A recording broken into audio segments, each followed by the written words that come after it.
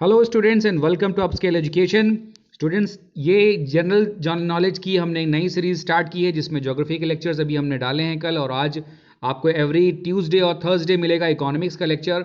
आप जानते हैं इकोनॉमिक्स एक बहुत इंपॉर्टेंट सब्जेक्ट है, हर एग्जाम में पूछा जाता है, पर जनरली बच्चे इग्नोर कर देते हैं या उनको सही गाइडेंस नहीं मिल पाता, और अगर मिलता भी है तो शायद उनको समझ में नहीं आता है। तो देखिए, इकोनॉमिक्स बहुत कम पढ़नी है, बहुत लिमिटेड पूछी जाती है, लेकिन पूछी जितनी जाती है उतनी सॉलिड पूछी जाती है। अगर आप इस चैनल पर नए हैं तो प्लीज़ इसको सब्सक्राइब कर लीजिएगा, क्योंकि आने वाले जितने भी कॉम्पिटिशन्स हैं उसमें जो भी इकोनॉमी, हिस्ट्री, पॉलिटी, ज्योग्राफी और एनवायरनमेंट आएगी उसके सारे कॉन्सेप्ट्स के साथ में हम क्वेश्चंस बनाएंगे और आपको एक्सप्लेन करते रहेंगे। अगर नए हैं इस चैनल पर तो उसको सब्सक्राइब कर लीजिए। देखिए, आगे आने वाली एग्जामिनेशन में अभी यूपीएसआई का एग्जामिनेशन लगा हुआ है, लेखपाल का एग्जामिनेशन लगा हुआ है, पेट का नोटिफिकेशन आएगा तो वो भी आ जाएगा। अगर आप टेट दे रहे हैं तो उसमें भी आएगा। यूपीएचईएससी का एग्जामिनेशन दे रहे हैं उसमें भी इकोनॉमिक्स पूछी जाएगी। अगर आप पॉलिटेक्निक का एग्जामिनेशन दे रहे हैं उसमें भी पूछी जाएगी। रेलवे में पूछी जाएगी। एसएससी जो जीडी होता है या कांस्टेबल वगैरह के एग्जामिनेशंस हैं उसमें भी आपको इकोनॉमी पूछी जाएगी। तो जरा इस शेड्यूल को देख लीजिएगा। देखिए, जैसा मैंने आपको बताया कि आपको जो बेटा मिलेगा ये, तो एवरी ट्यूसडे और थर्सडे को ये क्वेश्चंस आपको मिलेंगे। और जैसा मैंने बताया था कि आपको मंडे, वेंसडे और फ्राइडे को जो लेक्चर्स मिलेंगे वो मिलेंगे ज्योग्राफी के। और कल जो वीडियो डालूंगा उसमें मैं आपको बता दूंगा कि आपको पॉलिटी के, हिस्ट्री के, एनवायरमेंट के, रीजनिंग और मैथमेटिक्स के लेक्चर्स कैसे मिलेंगे और उनका शेड्यूल क्या होगा। तो आइए बढ़ते हैं आज के पहले क्वेश्चन की तरफ। बेटा, पहला क्वेश्चन कह रहा है आपसे कि जो प्लानिंग कमीशन है इंडिया में, जो प्लानिंग कमीशन है, पहला प्लानिंग कमीशन है, उसका चेयरमैन कौन था। तो आपको बता दें कि इंडिया में पहला प्लानिंग कमीशन जो था वो 1950 में बना। राइट। इसका चेयरमैन कौन होता था? इसका चेयरमैन होता था प्राइम मिनिस्टर। तो आपको पता होना चाहिए कि भाई उस समय प्राइम मिनिस्टर कौन था? मिस्टर जवाहरलाल नेहरू। इसका आंसर क्या हो जाएगा? Option B. एक बात आपको और बता दें कि 2014 में क्या किया गया भाई? 2014 में प्लानिंग कमीशन को भंग कर दिया गया, हटा दिया गया, और उसके बाद में उसकी जगह पर 1 जनवरी 2015 को क्या आ गया? 1 जनवरी 2015 को आ गया है नीति आयोग। एक बात और बता दूं कि अगर इसका पीडीएफ चाहिए तो डिस्क्रिप्शन में लिंक दे दूंगा मैं अपने व्हाट्सएप और टेलीग्राम चैनल का। आप वहां पर उस लिंक से जा करके रिक्वेस्ट कर सकते हैं, आपको पीडीएफ मिल जाएगा हिंदी और इंग्लिश दोनों में। अगला क्वेश्चन देखते हैं बेटा। तो अगला क्वेश्चन आपसे कह रहा है कि who was the first finance minister of independent India. स्वतंत्र भारत का पहला वित्त मंत्री कौन था? देखिए, स्वतंत्र भारत के पहले वित्त मंत्री थे, उनका नाम था मिस्टर आर के शनमुखन चेट्टी। क्या नाम था उनका? उनका नाम था मिस्टर आर के शनमुखन चेट्टी। इस समय कौन है? इस समय आपको सबको मालूम है, इस समय है श्रीमती निर्मला सीतारमण जी। निर्मला सीतारमण है, श्रीमती निर्मला सीतारमण। अगले क्वेश्चन में आते हैं। देखिए, अब अगला क्वेश्चन आपसे कहता है कि सितंबर 2021 को भारत का विदेशी मुद्रा भंडार कितना था? विदेशी मुद्रा भंडार को कहते हैं हम फॉरेक्स रिजर्व। क्या कहते हैं बेटा? इसको कहा जाता है फॉरेक्स रिजर्व या foreign exchange reserve. Foreign exchange reserve ये क्या होता है? किसी भी देश की जो सेंट्रल बैंक होती है, जैसे अपने यहाँ आरबीआई है, तो आरबीआई क्या करेगी? अपने पास में कुछ रिजर्व रखेगी। रिजर्व किस फॉर्म में रखेगी? जो आपकी फॉरेन करेंसी है। फॉरेन करेंसी मतलब विदेशी मुद्रा के फॉर्म में और गोल्ड के फॉर्म में। 2-3 और भी तरीके होते हैं। जनरली आप समझिए कि फॉरेन करेंसी के फॉर्म में और सोने के हिसाब से वो अपने पास में कुछ रिजर्व रखती है, ताकि अगर फॉरेन एक्सचेंज में कोई गड़बड़ होती है, अगर इंटरनेशनल करेंसी जो है उसके हिसाब से हमारी करेंसी कुछ घटती या बढ़ती है, तो उसको बैलेंस कर सकें। और जो आपका इकोनॉमिक सर्वे आया था सितंबर 2021 का, उसमें बताया गया बेटा कि हमारे पास लगभग 642 बिलियन यूएस डॉलर का फॉरेक्स रिजर्व है। कितना है? लगभग 642 बिलियन यूनाइटेड स्टेट्स डॉलर। अगला क्वेश्चन देखते हैं। कहा गया है कि इंडस्ट्रियल ग्रोथ हमारा कितना होगा? औद्योगिक वृद्धि दर इंडिया की कितनी होगी 2021 में? ये किसके हिसाब से है? ये जनवरी में आपका इकोनॉमिक सर्वे आया था। क्या आया था? इकोनॉमिक सर्वे हुआ था आपका जनवरी में। इकोनॉमिक सर्वे किया गया था, उसमें आपसे बोला गया था भाई कि हमारी वृद्धि दर कितनी रहने वाली है 2021 में, तो उसमें देखिए हमारी इंडस्ट्रियल ग्रोथ रेट नेगेटिव चली गई थी। कितनी हो गई थी भाई? -9.5 हो गई थी। अभी आगे इसमें एक पिक्चर दी हुई है जिसमें आपका पूरा इकोनॉमिक सर्वे दिया गया है, हम उसको डिटेल में डिस्कस करेंगे। अगला क्वेश्चन देखिए, कह रहा है कि टाइम स्पैन ऑफ प्रधानमंत्री आवास योजना, प्रधानमंत्री आवास योजना की समय सीमा कितनी है? भाई प्रधानमंत्री आवास योजना क्या कहती है? वो कहती है कि जितने भी शहरी लोग हैं, शहरी लोग या अर्बन लोग जितने भी हैं, स्पेशली जो गरीब हैं, उनको क्या होना चाहिए? सबको मकान मिलना चाहिए, सबको मकान मिलना चाहिए। कब तक मिलना चाहिए? 2022 तक सबके मकान बन जाने चाहिए। तो इसमें देखिए 2022 लास्ट में एक ही ऑप्शन में दिया हुआ है जो कि कह रहा है कि 2015 से 2022। तो इसमें दो तरह से सवाल बन सकता है कि भाई किसके लिए मकान बनाने हैं। दूसरा सवाल ये बनेगा कि शहर के लिए बनाने हैं कि गांव के लिए बनाने हैं। तो आपको पता है कि शहर के लिए बनाने हैं। और स्कीम कब लॉन्च की गई थी? स्कीम लॉन्च की गई थी आपकी 2015 में। और कब तक उद्देश्य रखा गया है? टारगेट कब तक है? 2022 तक का इसमें टारगेट आपको दिया गया है। इनफैक्ट गवर्नमेंट ने 2022 तक का टारगेट लिया हुआ है। अगला क्वेश्चन देखते हैं भाई कि प्रधानमंत्री रोजगार योजना है ना, इसमें क्या कि पीएम एम्प्लॉयमेंट स्कीम जो है बेटा, ये कब लागू की गई थी? पीएम एम्प्लॉयमेंट स्कीम कब लागू की गई, जरा देख लो। हुआ क्या कि 1991 में हमारा जो देश था वो बहुत बुरी इकोनॉमिकल क्राइसिस से गुजर रहा था। फिर 1992 में हम कौन सी लेकर के आए? हमने लेकर के आए एलपीजी स्कीम। एलपीजी मतलब ये लिबरलाइजेशन, प्राइवेटाइजेशन और ग्लोबलाइजेशन है। अगले लेक्चर में मैं आपको एक्सप्लेन कर दूंगा ये क्या है। सिंपल समझिएगा कि एलपीजी स्कीम लेकर के आए और उसमें क्या था कि हमारे यहाँ एजुकेटेड अनएम्प्लॉयमेंट बहुत ज़्यादा थी। क्या थी हमारे यहाँ? हमारे यहाँ एजुकेटेड अनएम्प्लॉयमेंट बहुत ज़्यादा थी। तो ये हुआ कि भाई क्या किया जाए जो ये एजुकेटेड अनएम्प्लॉयमेंट को कम करने के लिए, तो ये बोला गया कि प्रधानमंत्री रोजगार स्कीम हम लेकर के आ जाते हैं। और प्रधानमंत्री रोजगार स्कीम में क्या किया जाएगा? इसमें 10 लाख लोगों को क्या किया जाएगा भाई? 10 लाख लोगों को ट्रेनिंग दी जाएगी ताकि वो स्वरोजगार, स्वरोजगार का मतलब कह लीजिए कि सेल्फ एम्प्लॉयड हो सकें, राइट। और ये स्कीम कब आई है? ये स्कीम आई है 1993 में। इसको अच्छे से याद कर लीजिएगा। 15 अगस्त 1993 को ये स्कीम लॉन्च की गई बेटा। अगला क्वेश्चन देखते हैं। अगला क्वेश्चन कह रहा है कि किस भारतीय को भारत सरकार के लिए 10 बार बजट, 10 टाइम्स बजट पेश किया है भाई? 10 टाइम्स बजट पेश करने वाले कौन है भाई, जरा बताइए। तो 10 टाइम्स बजट जिन्होंने पेश किया उनका नाम है श्री मोरारजी देसाई। मिस्टर मोरारजी देसाई ने 10 टाइम्स बजट दिया है। और ये बहुत इंपॉर्टेंट क्वेश्चन है क्योंकि इतनी बार किसी ने नहीं दिया है। अगला क्वेश्चन देखते हैं। यदि किसी देश में बजट घाटा है, बजट घाटा का मतलब क्या है भाई? यहां पर फिस्कल डेफिसिट चल रही है। फिस्कल डेफिसिट या वित्तीय घाटा, इसका मतलब क्या है कि जितनी इनकम है उससे ज्यादा खर्चा हो रहा है। मतलब इनकम जो है आपकी वो उससे एक्सपेंडिचर जो है उससे ज्यादा, यानी कि खर्चा, ये जो आपका खर्च है ये क्या है? आपकी इनकम से ज्यादा हो रहा है। तो ऐसे स्थिति अगर लंबे समय तक बनी रहेगी तो क्या होगा? क्या सरप्लस बजट होगा? नहीं। सरप्लस बजट कब होगा? अधिक कब होगा? जब इनकम ज्यादा होगी और हमारा जो खर्चा है कम होगा, है ना। तो क्या होगा? Income is greater than expenditure. खर्चे से ज्यादा होगी इनकम तब तो सरप्लस होगा। तो ये तो बिल्कुल नहीं होगा। दूसरा कह रहा है कि बैलेंस मतलब इनकम बराबर एक्सपेंडिचर, खर्चे के बराबर इनकम होगी। तो ये भी तो स्थिति नहीं है, हमारे पास तो घाटा है। ब्याज दर में कमी हो जाएगी? जी नहीं, ब्याज दर में बढ़ोतरी हो जाएगी। सरकार के पास अभी देखो पेट्रोल के दाम क्यों बढ़े हुए हैं, एलपीजी के दाम क्यों बढ़ा दिए गए? इसीलिए ना कि सरकार के पास पैसे की कमी है। तो ब्याज दर तो बढ़ा दिया जाएगा उल्टा। जब सरकार के पास कमी होती है, घाटा होता है, तो ब्याज दर बढ़ा देती है। ठीक है। चौथा ऑप्शन क्या कह रहा है? बढ़ता कर्ज। जाहिर सी बात है कर्ज बढ़ेगा, हमारा डेट जो है वो बढ़ेगा, राइट। देखो कॉन्सेप्ट के साथ में बताया, बिल्कुल क्लियर हो गया होगा। अब अगला कह रहे हैं क्वेश्चन नंबर 9 में कि नकदी रिजर्व अनुपात या कैश रिजर्व रेशियो क्या होता है? इसको कहते हैं कैश रिजर्व रेशियो। देखिए जो बच्चे बैंकिंग की तैयारी करते हैं उसमें बहुत बहुत ज्यादा पूछा जाता है भाई।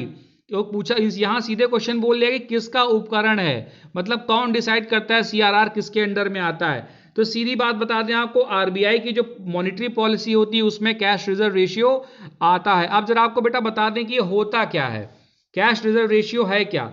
होता क्या है कि ऐसा बोला गया है कि आरबीआई के पास में जो बैंक्स हैं वो अपना कुछ फिक्स्ड डिपॉजिट रखती हैं। क्या है? अपना कुछ फिक्स्ड रेशियो रखती हैं। कितना रखा गया है अभी? ऐसा बोला गया है कि 4% से कम नहीं होना चाहिए। इसका मतलब यह है कि मान लो अगर बैंक के पास में 1000 करोड़ की संपत्ति है, कितनी है? 1000 करोड़ की संपत्ति है, तो उसमें से उसका 4% कितना हुआ? यानी कि इसमें से निकाल लो तो लगभग 40 करोड़ किसके पास होना चाहिए? आरबीआई के पास में आपको जमा करना ही करना होगा। किस फॉर्म में जमा करना होगा? नकदी, कैश के फॉर्म में, लिक्विडिटी के फॉर्म में जमा करना होगा। ठीक है, रुपए जमा करने होंगे, राइट। ये क्यों जमा किए जाते हैं? ये इसलिए जमा किए जाते हैं ताकि मार्केट में पैसा ज्यादा ना आने पाए। आरबीआई का एक ये रेगुलेटरी मेजर है। इस तरह से आरबीआई मार्केट में पैसे को ज्यादा आने से रोकती है।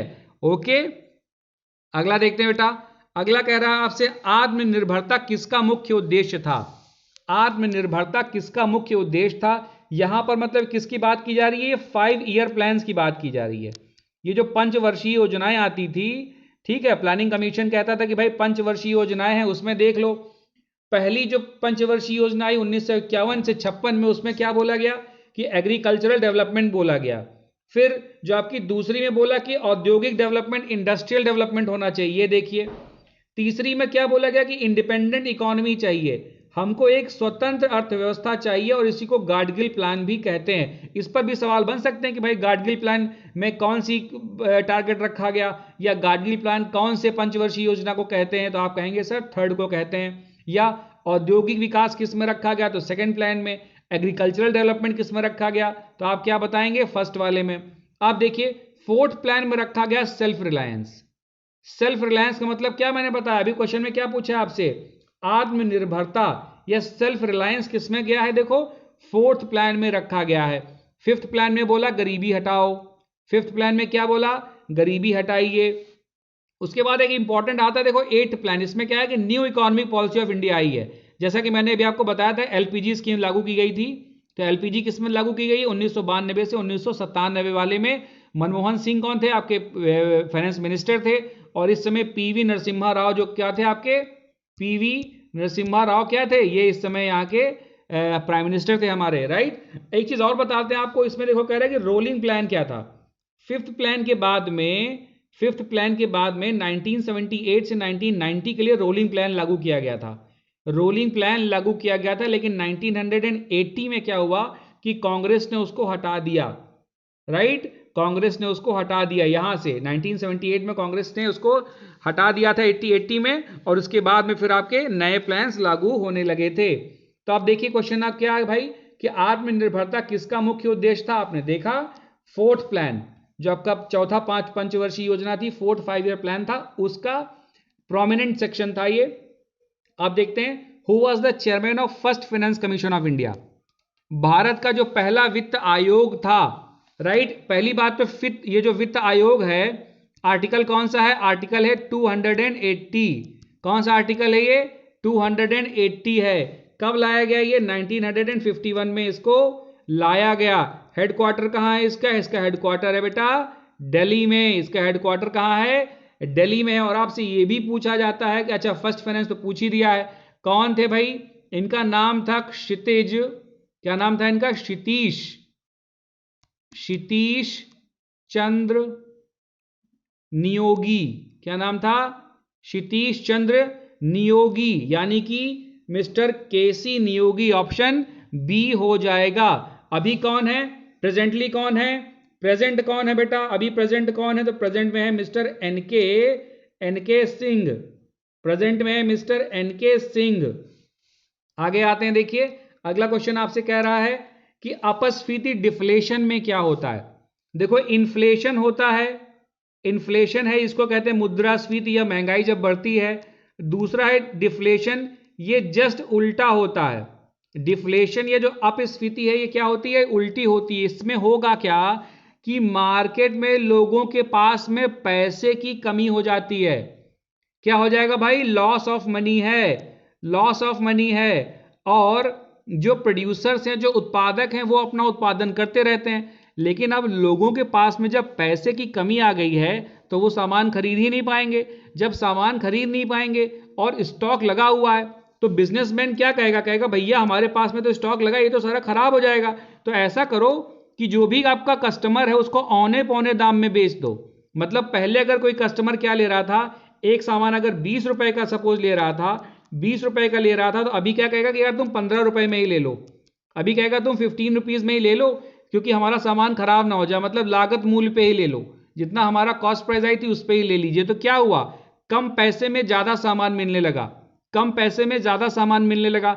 और जब कम पैसे में ज्यादा सामान मिल रहा है, इसका सीधा सीधा मतलब क्या है कि पैसे की वैल्यू बढ़ रही है। क्या हो रहा है, पैसे की वैल्यू बढ़ रही है। तो जब डिफ्लेशन होता है तो उसमें क्या होता है, पैसे की वैल्यू बढ़ती है, यानी कि मुद्रा का मूल्य बढ़ जाता है। अगला क्वेश्चन देखते हैं। अगला क्वेश्चन कहता है कि बजट 2021 में टैबलेट प्रोवाइड कराएंगे। क्या प्रोवाइड कराएंगे भाई, टैबलेट प्रोवाइड कराएंगे। तो ये टैबलेट कौन सी योजना के अंदर दिया जा रहा है, ओके, टैबलेट प्रोवाइड कराएंगे तो टैबलेट कौन सी योजना के अंदर दे रहे हैं। देखिए बहुत ही सीधी सी बात है, ये पूछा गया क्वेश्चन इस बार पीसीएस में। तो इसमें कहा गया है भाई, इसमें कहा गया है कि देखिए ये प्रधानमंत्री अभ्युदय योजना है। क्या नाम है, प्रधानमंत्री अभ्युदय योजना। इसमें क्या कहा गया है, इसमें कहा गया है कि जो बच्चे हैं उनके लिए वर्चुअल एजुकेशन रखा जाएगा। वर्चुअल एजुकेशन मतलब सिविल सर्विसेज के लिए कोचिंग प्रोवाइड कराई जाएगी, है ना। कोचिंग प्रोवाइड कराए, कौन दे रहा है इसको, ये आईएएस हैं, आईआरएस हैं, आईएफएस हैं, इस रैंक के अधिकारी क्या कर रहे हैं, बच्चों को प्रशासनिक सेवाओं के लिए, सिविल सर्विसेज के लिए कोचिंग प्रोवाइड करा रहे हैं। और उसी सिलसिले में, उसी सेंस में सीएम अभ्युदय योजना के अंतर्गत बच्चों को टैबलेट देने की बात हुई है। अगला क्वेश्चन देखते हैं। यह कह रहा है कि भाई सिंगल सेलर है, सिंगल सेलर है, कोई सब्सटीट्यूट नहीं है, यानी कि पूरे मार्केट में सिर्फ एक ही बेचने वाला है, एक ही विक्रेता है। देखो वस्तु का कोई स्थानापन्न नहीं हो, स्थानापन्न मतलब सब्सटीट्यूट नहीं है उसका। और फिर कह रहा है कि no entry and exit of other firms, कोई और फर्म आ नहीं सकती मार्केट में, यानी कि एक ही बेचने वाला है और जो बेचने वाला है वो जा नहीं सकता। इसका मतलब क्या है कि एक ऐसा मार्केट जहां पर एक ही बेचने वाला है, एक ही प्रोडक्ट बेच रहा है।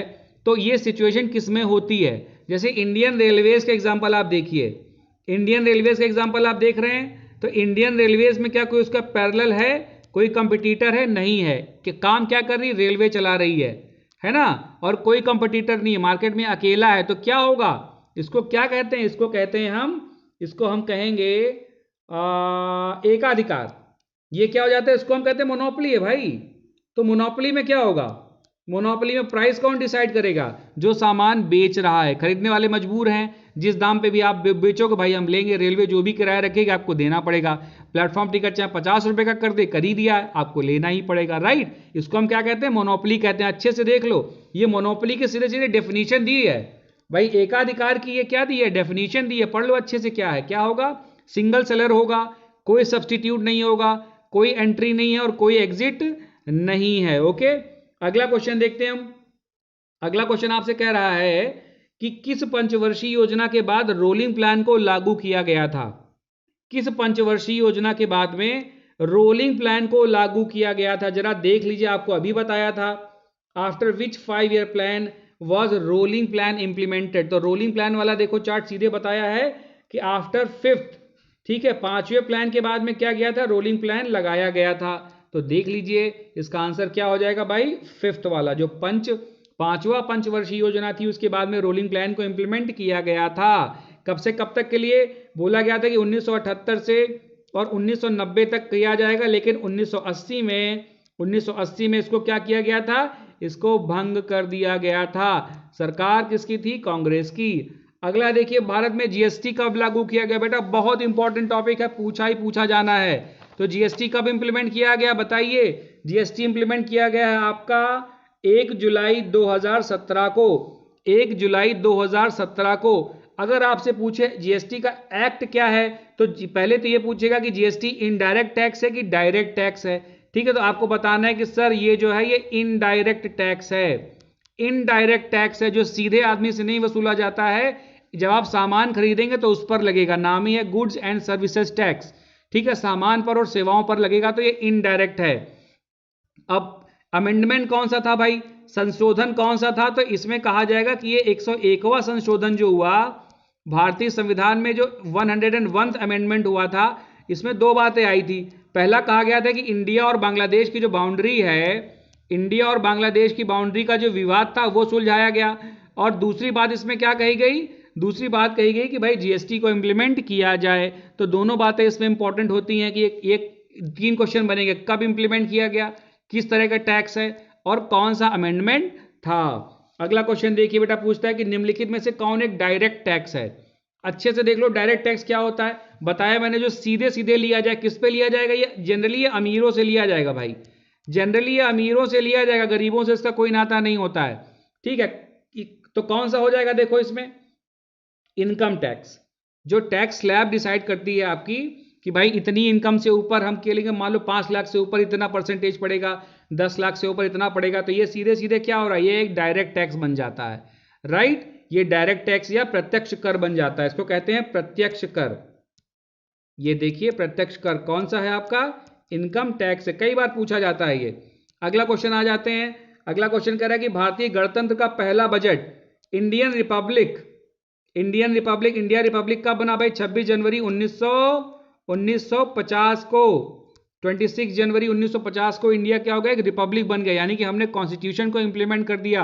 अब उनसे कह रहा है कि पहला बजट किसने प्रस्तुत किया था, तो देखो पहला बजट तो आपको पता था कि आर.के. शनमुखम चेट्टी ने किया था, लेकिन यहां आपसे पूछ रहा है कि रिपब्लिक का किसने किया था, तो उनका नाम था मिस्टर जॉन मथाई। क्या नाम था, जॉन मथाई। ये उस समय फाइनेंस मिनिस्टर थे।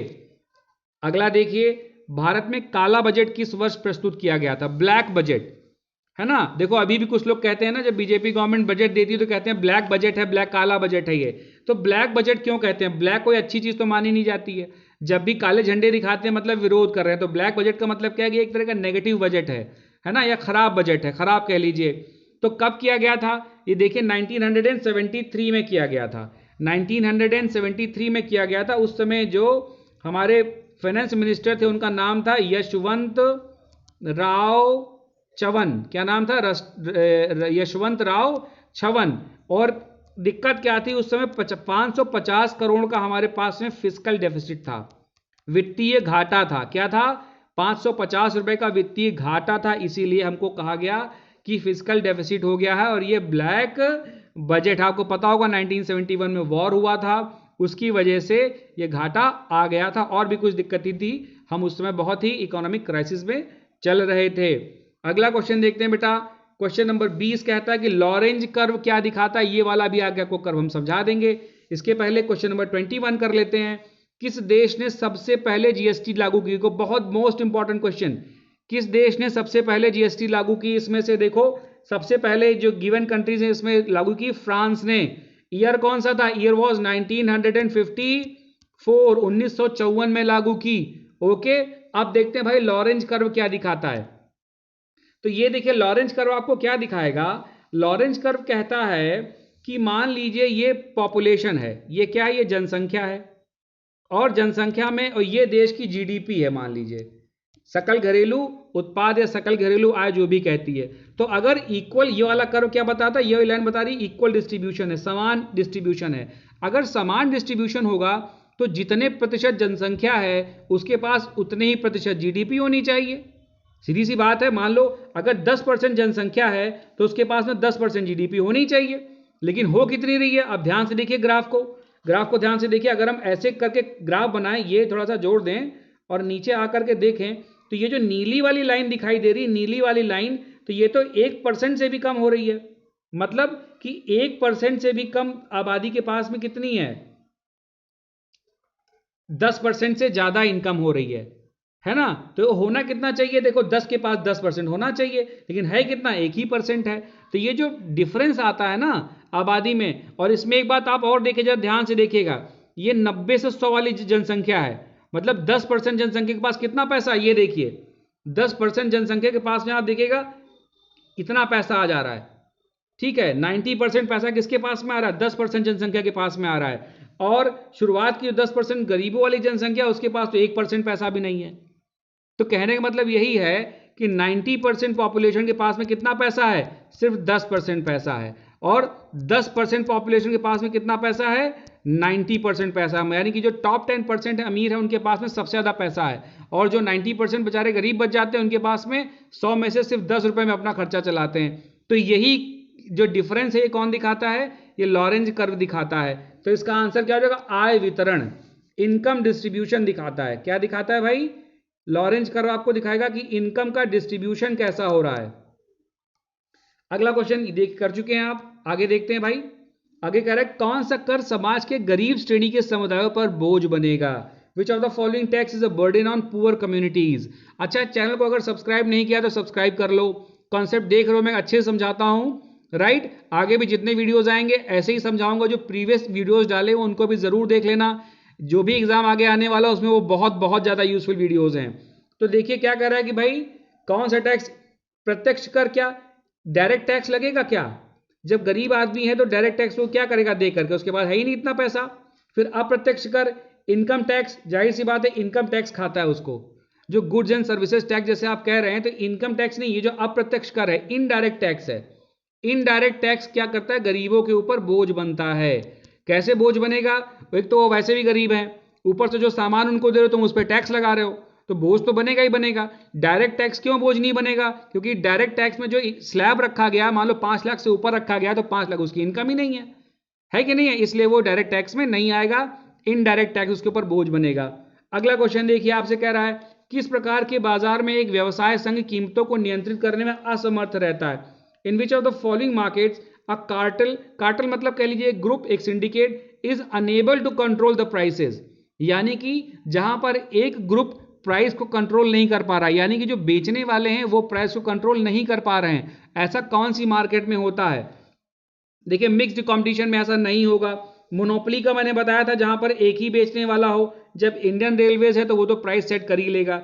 दूसरा मैंने बताया कि ये ओलिगोपोली दिया हुआ है, ठीक है, ओलिगोपोली, अल्पाधिकार। ओलिगोपोली में भी क्या होता है, एक संघ बन जाता है और वो प्राइसेस को कंट्रोल कर लेता है। जैसे आपका कह लीजिए कि वोडा है और रिलायंस है, ठीक है, तो यही दो अभी चल रहे हैं।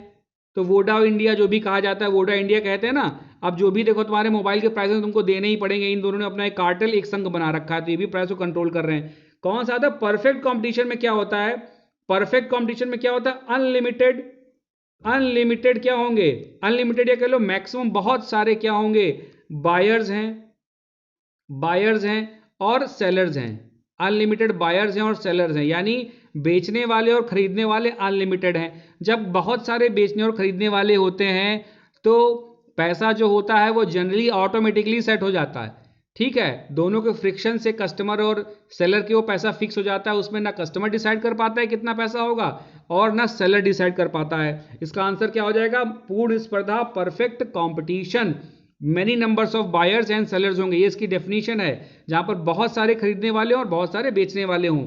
अगला क्वेश्चन देखते हैं।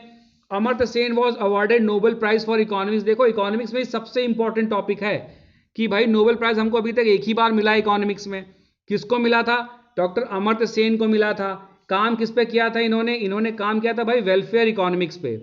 क्या कहा था, वेलफेयर इकोनॉमिक्स पर इन्होंने काम किया था।